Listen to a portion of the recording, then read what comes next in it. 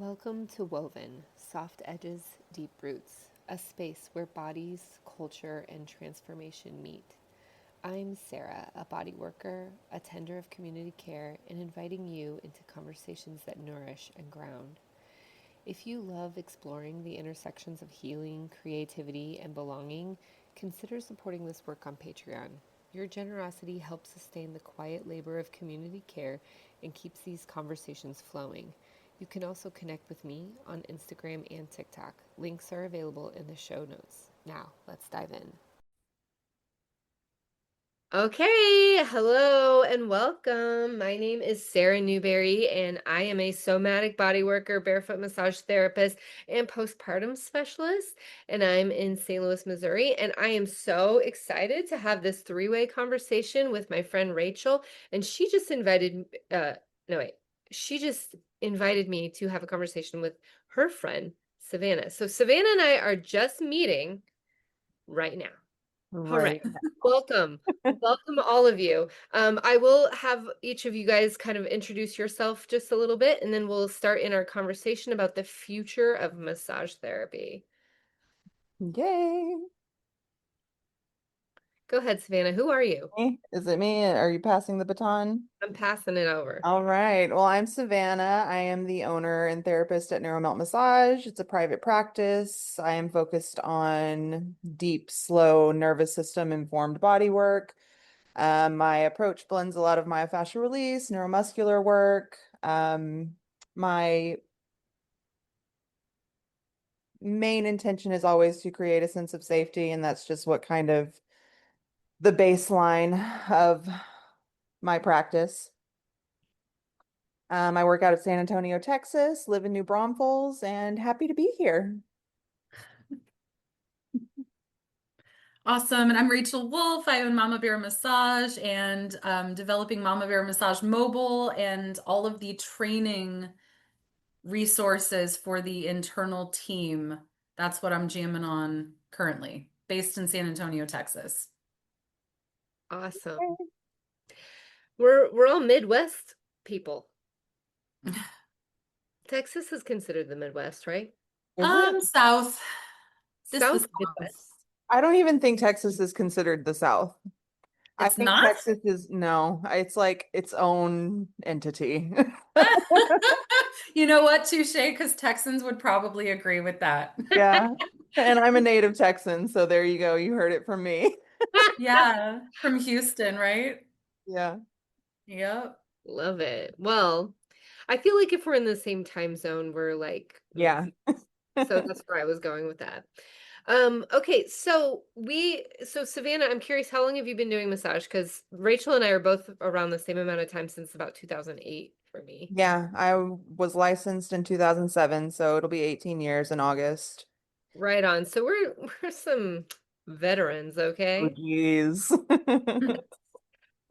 Which we have a lot of really interesting thoughts, I think, in because we've seen a lot, right? We've been doing this full time for that entire amount of time. I mean, I've had four babies, so I've taken off some time to do that, but otherwise I've been doing this work full time since 2008. Yeah. Um, so we've seen a lot, but we're also seeing a lot. And I'm kind of curious. We were talking before we hit record about pricing and the state of things and how that's affecting choices that we make. I like can memorize facts and like regurgitate them pretty quickly. And I think that, you know, something that's really interesting is that the price of a massage has changed a lot in the last like 5 years, but before that, from like five beyond, like backwards, it really hadn't changed much. And that's terrifying to me and concerning. And I think it was like in the 90s, massages were like $1 a minute. Remember that? Like $60 for 60 minutes, right? And it wasn't really until about 5 years ago, I could be a little off on that number, but 5 years ago, things really started to drastically change. I know that before COVID, whenever I had a staff of people, of course, they wanted to be paid more. And I was like, listen, if you want to be paid that, and you're an employee, W-2 employee, we're going to have to raise our prices to like $200 for an hour in order for you to get that number that you want. Right. And I feel like now we are 5 years post-pandemic, and the average price now in my area, St. Louis, Missouri, ranges a lot. Like I still have people charging $80, and then I have people for an hour. And I then also have people charging up to like $140 an hour.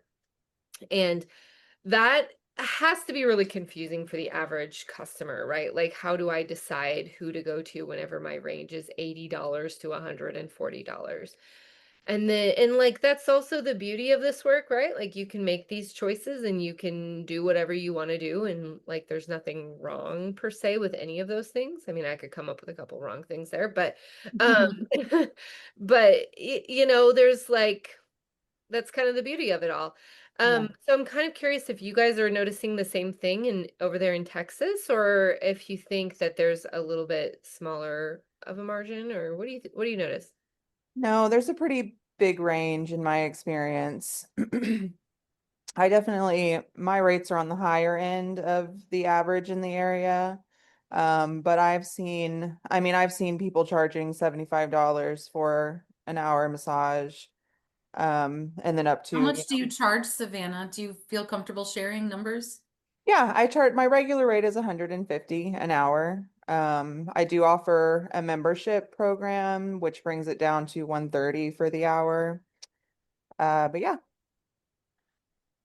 So I don't, you did mention that you feel like it is pretty problematic that there's such a huge range. I don't necessarily see it that way. I think that practitioners naturally charge based on their experience level and their confidence level, I guess I would say. And so I think that that translates to the customer. And so, you get what you pay for is always the mentality. Hmm. I would say that the reverse is true too. Like that's the client that you get too, right? Yeah, Like not like the quality of client, but it's kind of like, you're gonna attract the clients who are searching for something. right. I mean, when you charge really low because you're not confident or you're just starting out, you're not necessarily confident in your technique, so you're trying to be, affordable, you're gonna attract clients who, I hate using the word, I'm okay with people charging a lower rate if that's what they're comfortable with, and then people being able, I want massage to be accessible and people being able to afford that. I think that's great. But when you have 18 years in the industry, you can't charge $85 an hour because that's not what people are not paying for just a massage with people who have that much experience. Mhm. And so, There's also, oh, sorry. oh, Go it's ahead. okay. Yeah, so I mean, basically my point is when get to that level, you're going to attract the clients who can pay that, and then they're going to tell their rich friends, and your practice is, built off of that.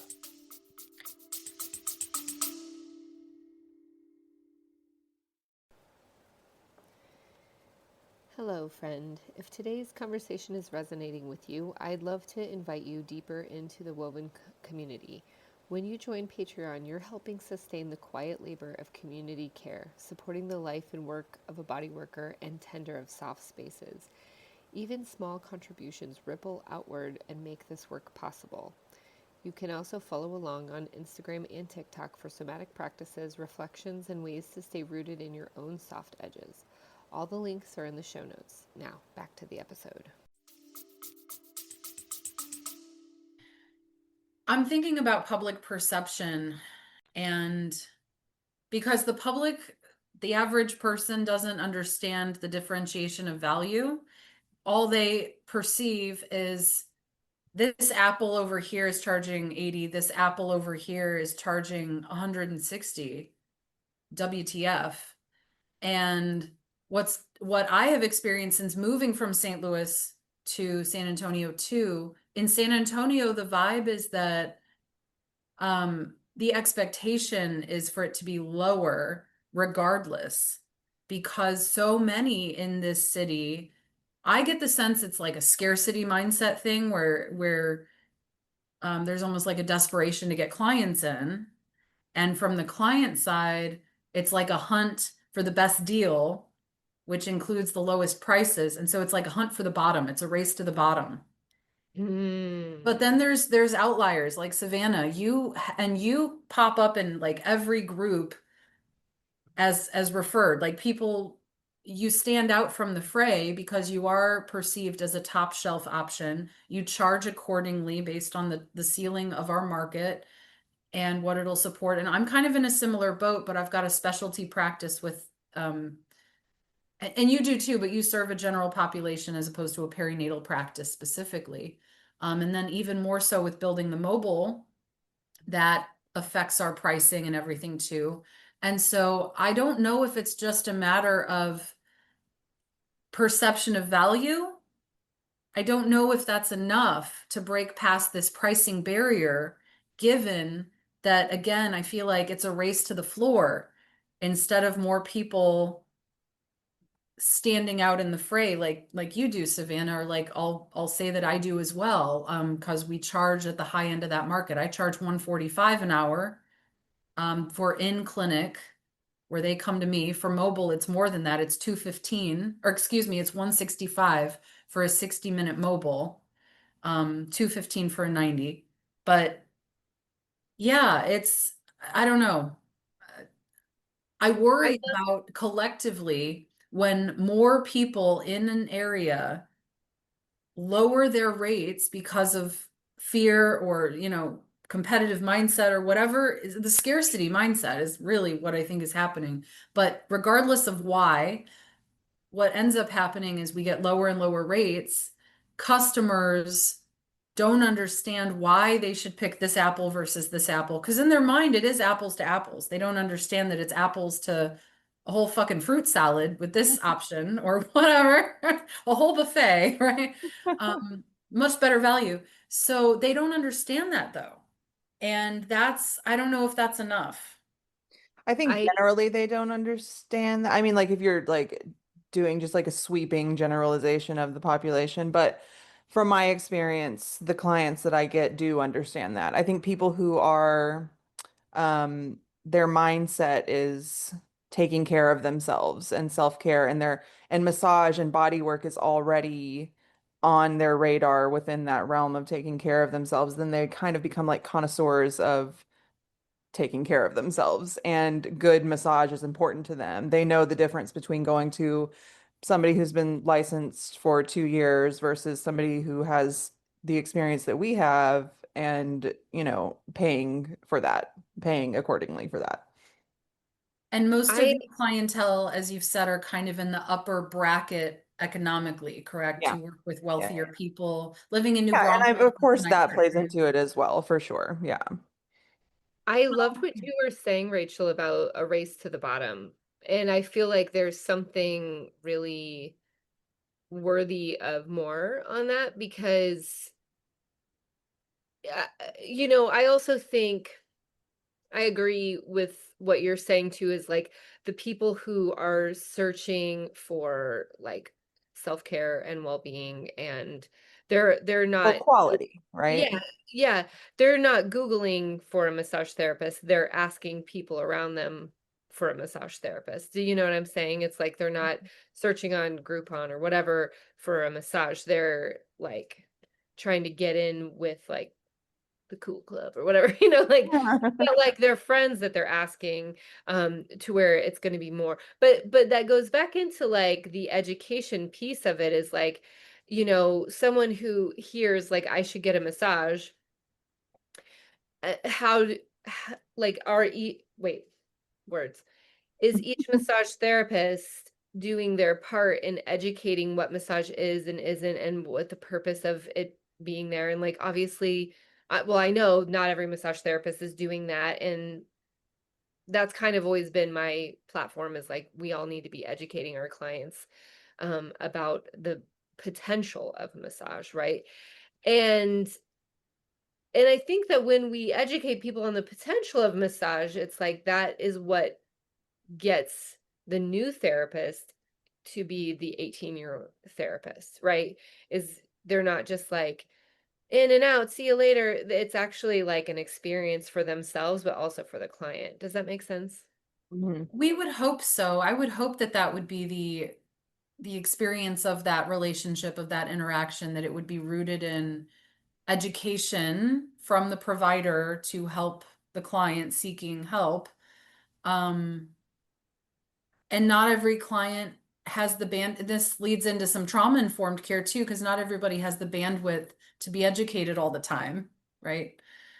But I would hope that that would be the arc of, okay, the know, like, trust, right? Develop that relationship, and then you're a trusted source for that education.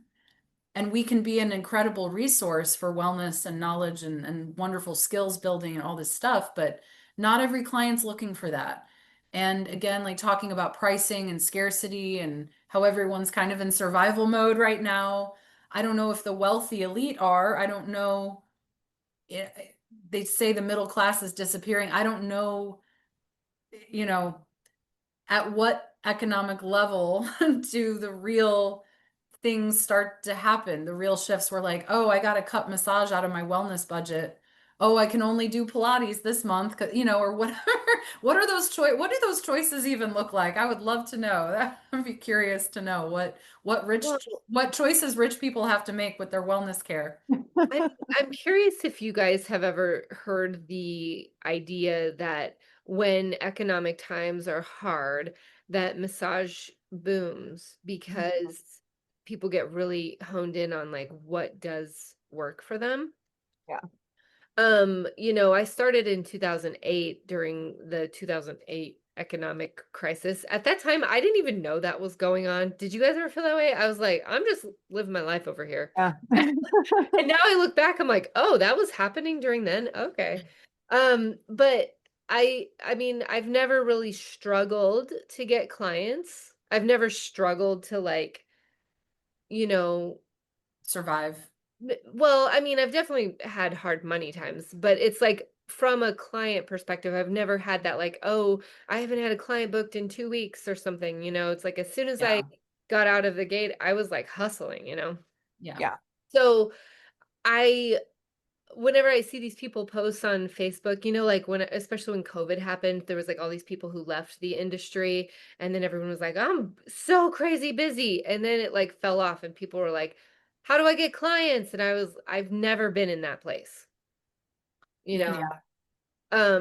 So I just kind of feel like, I'm wondering if there's some truth to that whole thing of like massage booms when times are hard. But also, I've had clients recently been like, you know what, we got to tighten up the budget. I can only come once a month instead of twice a month. That's the thing too, is what are the goals of the work that is being done? Right. Because sometimes it's a one-off experience, sometimes it's ongoing care. Yeah, Yeah. what kind of work are you doing?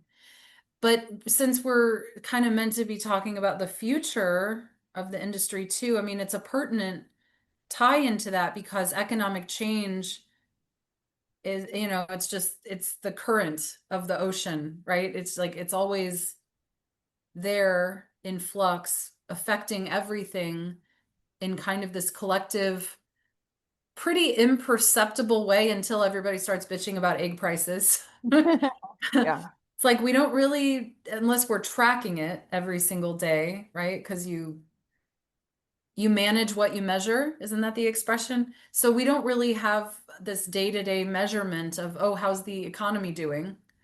But we can feel when it gets real fucking crunchy, and then we notice it, and then we're like, I wonder how my clients are. Like it's real reactive as opposed to pro. What am I trying to say? Um, no, I can't think of words right now. But anyway, with the future, I do wonder how things will shift going forward. I know that, all the projections, the US Bureau of Statistics and the labor statistics, they project upward growth for our industry, like really, really good upward projections over the next decade, but it's like we don't really know. So I do wonder about that. Yeah, I also want to be like, what's that based off of? Because even the stock market is based off of like emotions and like how are we Yeah. feeling about the situation. I do a lot of polling. I haven't polled my clients in a little while. I'm in the middle of switching a lot of things, so maybe that'll be part of it. But that's something I always want to have like a pulse on, right? Is like, and plus, as we've been in this for a long time, I still have clients that are with me now that whenever I started, and it's like we've aged together, right? I've gone to like retirement parties for my clients, and it's like, that's the kind of thing though, is like, what is the average of what's happening with your clientele? Like every couple of months, I take an inventory of like who's seen me in the last 3 months or the last 6 months, and I literally write their names down, and I'll be like, okay, I've got an average of like 54 clients per month, to just know like how many clients am I seeing, but also I get a real intimate look of like, okay, Sally, Susan, like that's the people that I'm working with. And it's like they're more than numbers to me. They're humans, they're relationships that I have. So it's like I want to look at that and be like, what is their situation? Is it time for me to raise my prices because I need to or whatever? Like what are they going through? Can Mhm. they hold this? Yeah. Um, I also I think don't know. I mean, I'm the type of person that doesn't think much about the economy at all. I don't either, really. I I mean, really, I mean, I kind of am just a flower. And like you, I haven't ever really had much trouble with obtaining clients, keeping clients. So it's just something that's kind of like an abstract thing going on, but it doesn't affect me much, at this time. mhm. But yeah, it's obviously these are things to think about. And I, like you, have had that thought of like, should I raise my rates? How are my clients going to react to that? I think everybody, I mean, every practitioner thinks about that when they think about raising their rates. So yeah. Do you ever see those ads for like business coaches or massage specific business coaches that are like, here's the simple formula to know how to price your session? And it's like, oh, that's my first, like, this is, Yeah. Well, and okay, then they'll be like, there is a simple if you formula. do, yeah. yeah, And they'll be right. like, if you raise your rates, you'll lose some clients, but better ones will come. And I'm like, that's such a shitty thing to say. Like, you have these clients, you care about these people, like you're in the business of caring about these people. And Absolutely. so you have to think about how your prices affect them. Like that's why when I opened my practice again, I went on a hiatus for a long time and then reopened in San Antonio.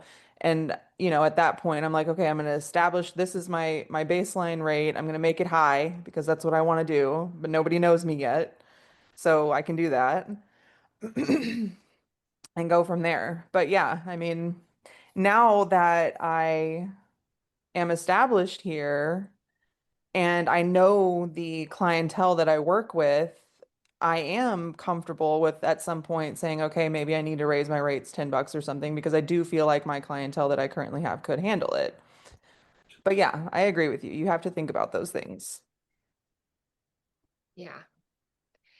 And then I, also, oh, sorry, Sarah, go ahead. I'll save this. oh, I was just going to say, I think that it's really important to not fall to those sorts of like gimmicky things, because as someone who produces content that people pay for, or courses or whatever, there is pressure, right, to put things in a specific like gimmick, like 5 ways to do the thing.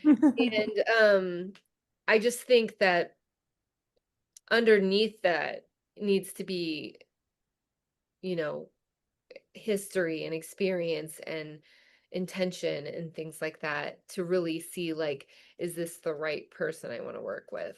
Either from as a massage therapist or as a coach or whatever the case may be.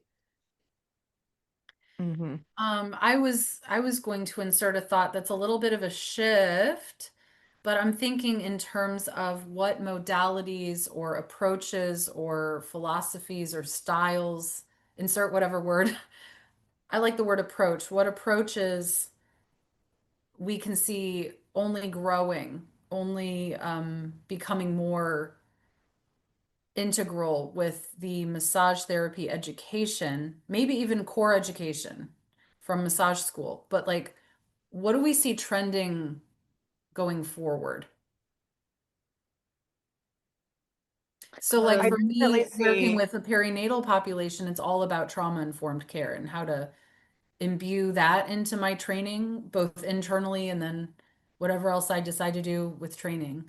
I think everything trauma-informed. That's Yeah, well, I think my that is the direction that things are going. And of course, that correlates with like the latest, science and how massage actually works. So I think that's a good thing.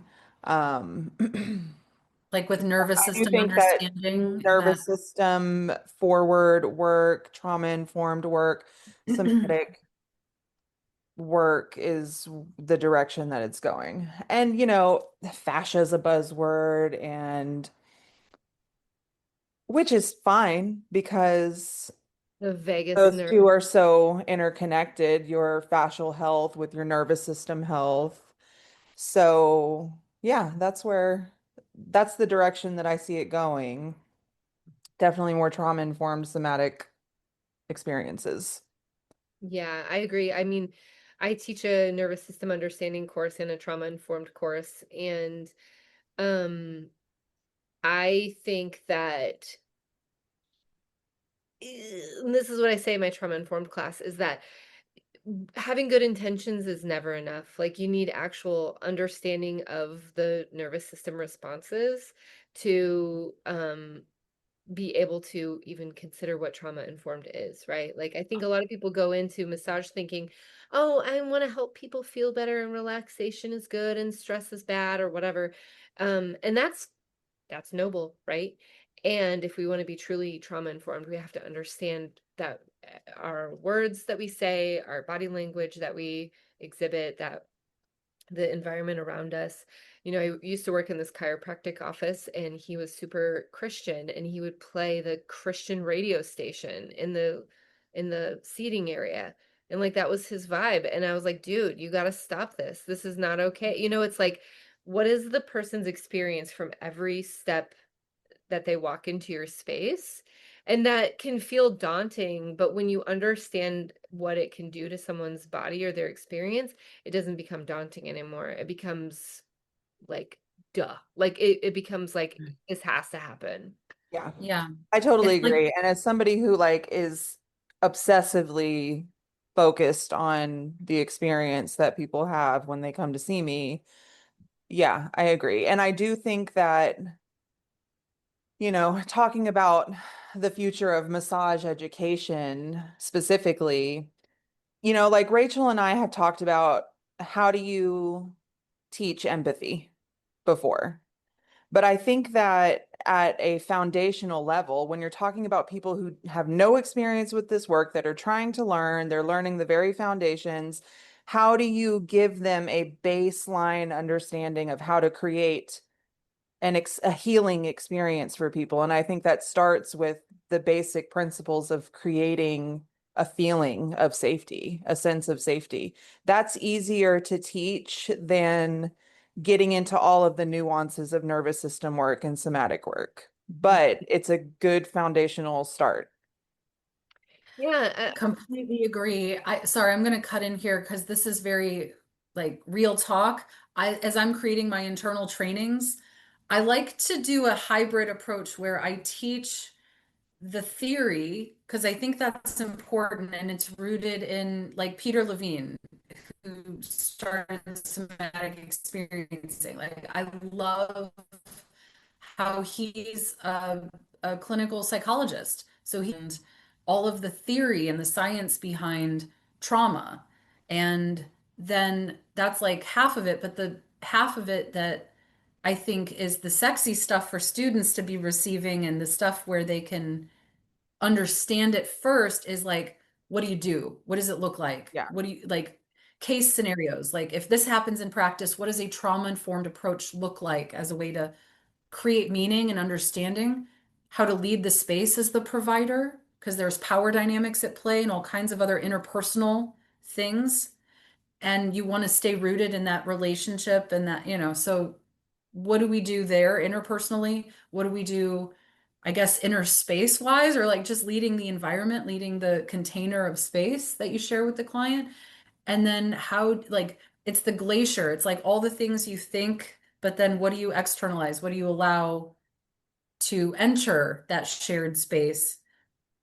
And all of this, like, in real time, right? So it's like, but how do we introduce this to students as a concept, as a theory, but then also in practice? And so I like to kind of focus on like, okay, here's the theory, but here's what it could look like. But Hmm. it's always this dance of like, how is this being received by the students? Are they tracking? Is it clicking for them? Hmm. And how do we measure that? Like as educators, how do we understand that our students understand? Yeah. Well, Such I think flex.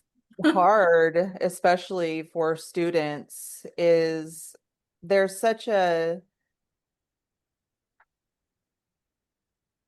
so, creating that safety that you want to create for your clients is also so tied to asserting your authority as the, knowledgeable practitioner. And I think that students and people just starting out really struggle with that. They still kind of have this mindset of, that imposter syndrome or that mindset of I don't know what the fuck I'm doing. And that when you're in that space, you cannot make people feel safe. Insecurity is a fear-based thing. Yeah. Yeah. So it's like, how do you get students to that level where they're just coming out, they're starting their practices, and they know how to do, they know what they're doing. They are the authority. They are, asserting that authority.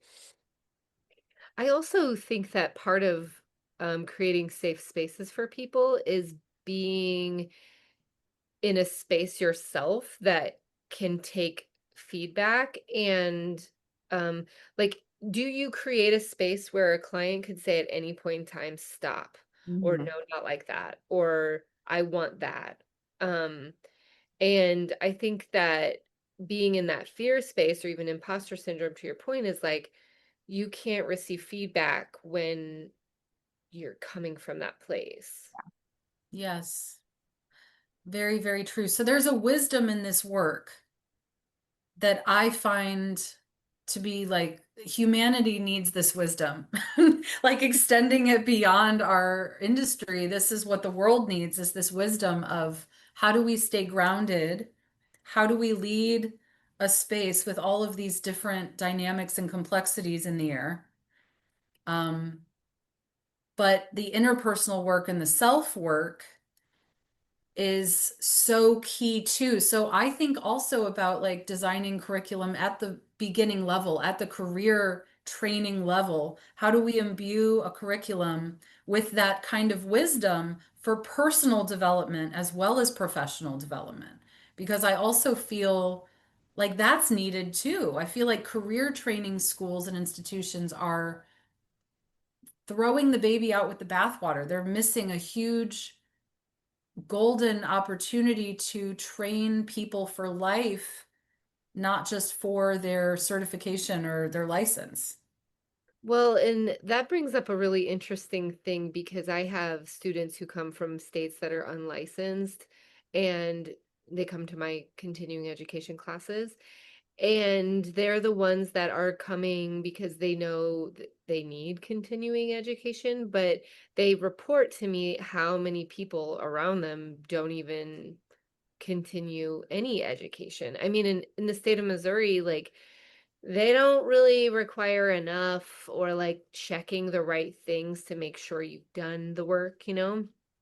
And I just think that is such a downfall of the expectation of massage. When you like go into massage school, the expectation is there that you do continuing education, but then I don't know if it's like the institutions aren't like holding you to that, or if it's the core curriculum isn't really like imbuing that on the student too, like this is why you need continuing education.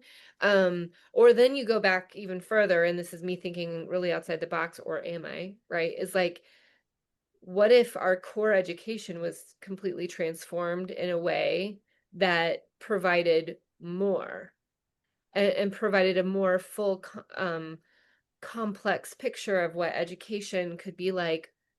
And Mhm. I go back and forth on this, right? Because like you're asking a lot, like I'm asking a lot in that, right? Like how do we change the entire landscape of core curriculum? But at the same time, you know, then on the flip side to that, right, is like, well, it's not like we're doing brain surgery or like,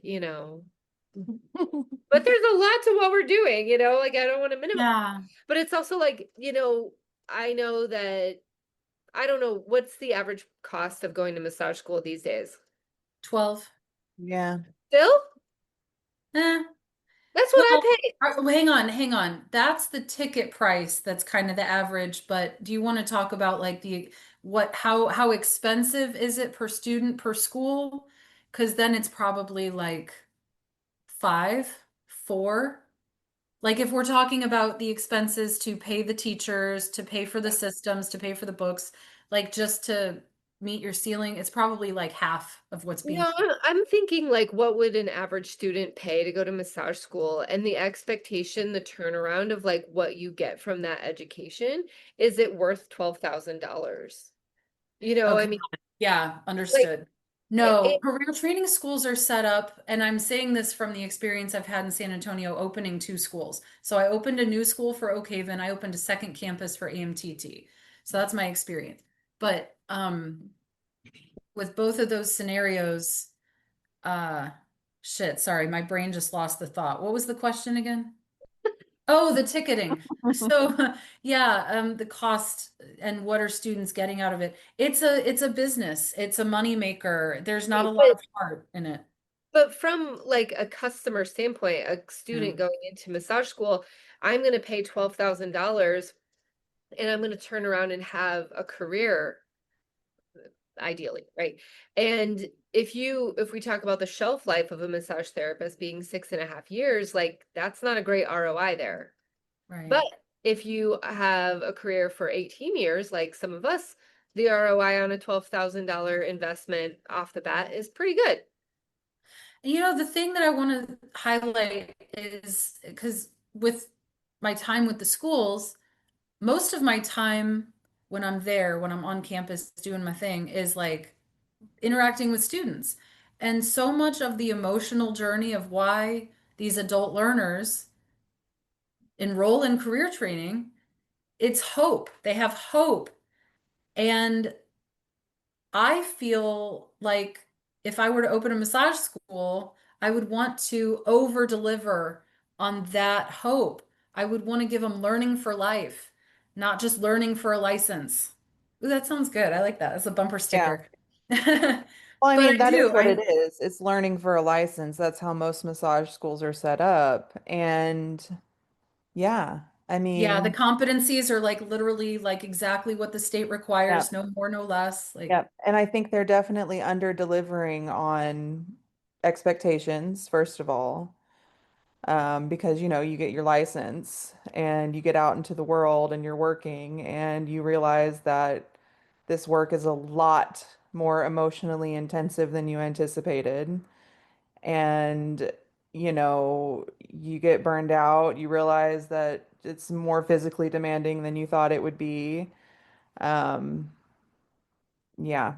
So I think yeah. it's yeah, I think it's important in the future while we're talking about the future, to over deliver on expectations and how to manage the gritty parts of this work. And honestly, it's kind of akin to trauma-informed care. It's just it's shifting it's reframing it. But really, if we're thinking about designing a career training experience for a student, I would want to imbue that entire journey with a trauma-informed approach. Like, let them know what to anticipate and expect, meet them, like, match that expectation along the way, and then continue to nurture them and support them even when they're not paying you directly, or even when they're already licensed and out in the world. Like just continue that nurturing. But I don't know,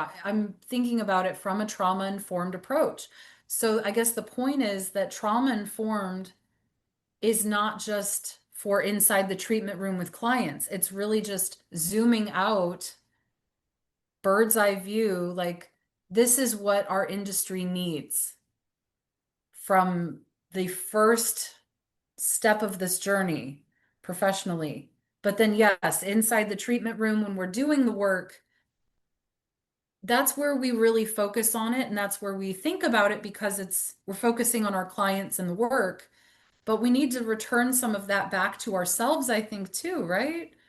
And the new generations of massage therapists that are going to come up, um, you know, and we're going to hand the baton off to that generation. Like, let's give them this gift of our wisdom. And I don't know, I'm This preaching now, but this comes like almost full circle, right? Because we were just talking about like a race to the bottom, right? So say you create a beautiful school that's trauma informed and creating like spaces of care and spaces of like what do I want to say, like nurtured learning and like through a holistic lens, right?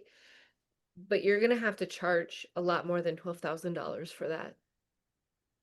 well, maybe Yeah. not. That's Well, well, I mean, okay, I'm gonna say that the value is more than $12,000 whenever I think about other schools being $12,000 average. Okay. yeah. And not giving you all of that. Okay. Yeah. So then it goes into if I'm a student trying to find a school, am I going to choose that school that's like $25,000 with financial aid, or $12,000 with no financial aid, but I get out in 6 months and I check check all the license. What did we say? Learning to get a license or whatever. I mean, we have some schools like that in my area, and it's interesting. And I mean, you really have to stay true to your mission, right? Of like, this is why we're creating this school that has more than your average experience, because we want to be successful at it. Ding, ding, ding. I just saw Rachel get a light bulb or something. I did. I had a thought. Uh, Just more than massage was literally the a hashtag. tagline. Yeah, just so much more than massage. Well, I worked at the one of the schools here, and Rachel, you'll know the one I'm talking about. I And do. at the end of my time there, they changed their tagline to training massage therapists for life. But the person who owned the school hadn't done a massage in 10 years, and that was like 18 years ago, right? And it was really a pipeline for people learning a bunch of woo stuff Yeah. Mm. under the umbrella of massage, which I'm not knocking woo stuff. I like woo stuff sometimes, okay? But like, let's not dress that up and call it massage, okay?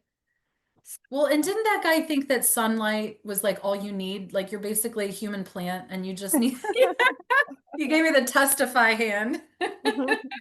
Yes, he did. That guy was Um, a nutcracker. All right. yeah, still is. But but my point is like, there was something there that he kind of understood that we're talking about here, right? Like we're Yeah. learning life, not just massage. But I think that again, having your mission really clear and not being a pipeline to his weird stuff is like that's where really rooting into like what are we doing here is Yeah. is like a better approach, I guess. Like being a trusted leader in a space Yes. where there needs to be safety, as Savannah pointed out, like that is the foundation. That's step one. That's like everything starts with safety, as we Right. all know. But like as a school is your first leader on your career journey. Yeah. you're the vulnerable party. They're the one with the knowledge and the leadership. And there's a lack of leadership, I think. And so I And hope the future of our industry includes better leadership. this is what I talk about a lot in my continuing education classes and like the marketing that I use for my continuing education, because I believe that learning spaces should also be trauma informed, because for me, I teach barefoot massage and some other things too, but that's the main thing I teach. I'm asking someone to set down everything they've ever learned to do with their hands and be like, okay, and now we're going to do that with our feet, and it's going to fuck your head up. And if I'm not a safe person for you to break down and be like, this is really hard and I don't know if I can do this, I have to be that safe person to be like, I hear you. Yeah, I know this is hard. And take the rest you need and get back up there. You got this, or It's so whatever, true. whatever the situation is. But my point is that I really believe that learning spaces need to be as safe as our treatment spaces. And that's not happening in most Yeah. places that I've seen or been a part of or whatever. Um, and that goes back to good intentions are not enough. You can be like, I have a great class. That's cool. But like, what are you doing to create safety within your class? Safety for your student to be like, I can't do this, or I don't get it, or I don't know that muscle name anymore, or whatever. You know what I'm saying? It's like we can't have spaces that make people feel belittled or not enough or overwhelmed even. Like what I teach is overwhelming. And I always try to make that very clear in the beginning, like you are going to feel overwhelmed, I promise, and we're going to make it through. We're going to be okay. We're going to get through this. Um Yeah. so I am totally in support of like trauma informed is the future and it should be the present, and we should be holding our core curriculum institutions to that same expectation. Um and I don't know how to do that. I don't know where to start with that, but maybe it's a Yeah. Well, and maybe it comes back to scarcity. I mean, well, could talk about that for a while. I guess my bigger curiosity, because I know we also have a time container we have to wrap up kind of soon, right, guys? It's 11:11. So I guess I'm curious too, over the last decade, basically since 2015 or so, we've been seeing a lot of stuff on fascia kind of emerging as well as somatic and, nervous system focused stuff coming out. And the two being very connected, obviously. Nociceptive pain communicated via the fascia, all kinds of things communicated via the fascia.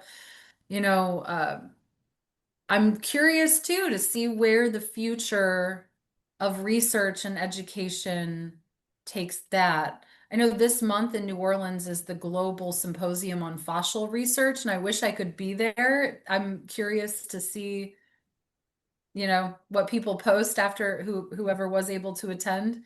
Do either of you follow Sue Hitzman, by the way, Melt Method?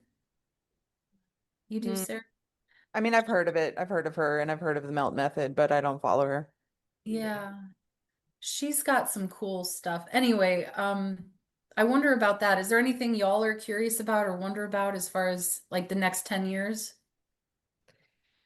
Well, I mean, my assumption is that, with all this research and new findings and things about how massage works is coming into the realm of existence, you would think that education would follow suit pretty quickly. Um, but is it? My husband is in massage school right now, currently. And he's not relaying to me that he's learning any of these kind of more nuanced concepts. yeah. Um, so Um, yeah, I've which is seen I've seen disappointing. that curriculum, girl. I Yeah, know what yeah, he's yeah, yeah, learning right yeah. now. So yeah, he's coming home and telling me all these things and I'm like, okay, but and just kind of like planting little alternative seeds in his brain. I love um, that. How can Rachel, you not? Yeah, you know Yeah, too of course. much. Yeah. Rachel, to answer your question from my perspective, Yeah. there's a lot of things I'm really interested about. And as someone who has POTS and probably long COVID and Ehlers-Danlos, and hypermobility. There's a lot coming out in that world of EDS and fascia research and frequency healing, which is a totally different realm of things. And I've only just begun like the very bottom of trying to understand it, but it's a lot of like what we were talking about as far as what is happening in the outside world, how is it communicating to the fascia, and how is the fascia communicating that to the rest of our being. And I think I'll be really curious to see what science and research comes of that in the next 10 years, both as like a practitioner, but also as someone experiencing it and believing that more people are experiencing all of these things that I am, more so than we realize. Yeah. Autonomic dysfunction Yes, exactly. abounds. Yeah. Yeah. And what's causing this? You know, I have a lot of people in my life who have autonomic dysfunction, and it's like, what's happening with that? Yeah. Yes. Anyway, thank you. Vibration frequency therapy. That's not, yeah, I'm curious about that too, for Yeah. sure. Yeah. Well, we'll have to have another conversation about that. So, thank you guys so much for being here today. And if anybody wants more information on any of us, we will connect with the socials and the websites and all that stuff. So, we just ask that you follow us, like the whole thing, and do the things. Do the things. Awesome. Good things. Thanks for being here, guys. Thank Thanks, you for Sarah. having me. If you liked what you heard today, consider supporting Woven on Patreon. Your support helps sustain the quiet labor of community care, lifting up the life and work of a body worker and tender of soft spaces. Even small acts of generosity make a big impact, nurturing the kind of care and connections that our community needs. Thank you for listening, for sharing, and for being part of this web of support. Until next time, stay soft, stay rooted.